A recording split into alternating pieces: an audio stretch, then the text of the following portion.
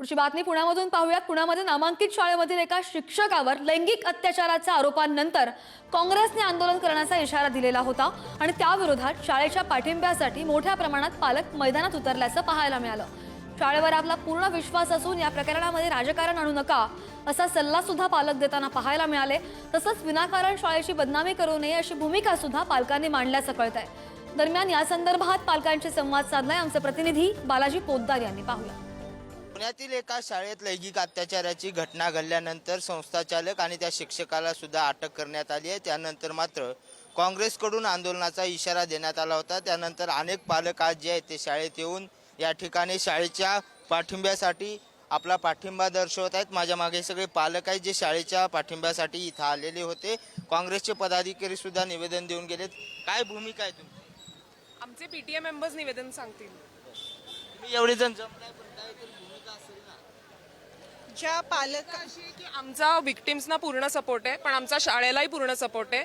याच्यामध्ये ज्यांनी गुन्हा केलाय तो गुन्हेगार आहे, पण शाळेला ज्या पद्धतीने गोवलं जाते ते पेरेंट्सना योग्य वाटत नाही आणि म्हणूनच सगळे पेरेंट्स इथे स्वयंस्फूर्तीने आलेले आहेत। इथे कोणीही पेड व्हॉलंटियर्स नाहीये, कोणीही पॉलिटिकल अजेंडावाले नाही आहेत। हे सगळे पेरेंट्स फक्त शाळेसाठी अन्वित सरांना सपोर्ट करायला आलेले आहेत आणि विक्टिम्सना सगळ्यांचा सपोर्ट आहेच। We are with them. इथं राजकीय दबाव आहे असं म्हणतात? अजिबात नाही, अजिबात नाही, अजिबात। इथे एक मिनिट मी बोलू इच्छिते की इथे जे पॅरेंट्स आलेले आहेत ते सगळे स्वेच्छेने आलेले आहेत।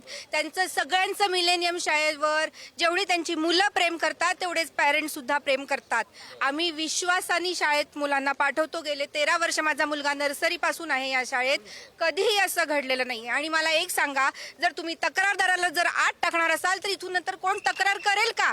शाळेला सहज शक्य होत आहे दडपणं शाळेने दडपलं नाही ना। ते फक्त मुलांसाठीच नाही तर पॅरेंट्ससाठी सुद्धा काउन्सिलिंग होता इथे आणि ते प्रत्येक गोष्ट आम्हाला अपडेट करतात। ॲप थ्रू मेसेज देतात किंवा मेल थ्रू आम्हाला मेसेज देतात। इव्हन ही जी घटना घडली त्याचं सुद्धा आम्हाला प्रत्येक ज्या दिवसापासून घडत आहे त्या दिवसाचे प्रत्येक अपडेट्स आम्हाला देण्यात आले। तेवढी त्यांनी ट्रान्सपरन्सी ठेवली आहे। म्हणजे आमच्या साईडने आम्हाला स्कूलला काही क्वेरीज करावं लागल्या नाहीत, त्यांनी इतके अपडेट्स दिले आम्हाला। शाळेत झालेली घटना दुर्दैवी आहे, मात्र जे शाळेविषयी बोललं जाते, जे मीडियात येते ते चुकीचं आहे। त्यासाठी आम्ही शाळेसोबत उभे आहोत अशी भूमिका या सगळ्या पालकांनी घेतली आहे। व्हिडिओ जर्नलिस्ट संपत मोरेसह बालाजी पोद्दार, पुढारी न्यूज, पुणे।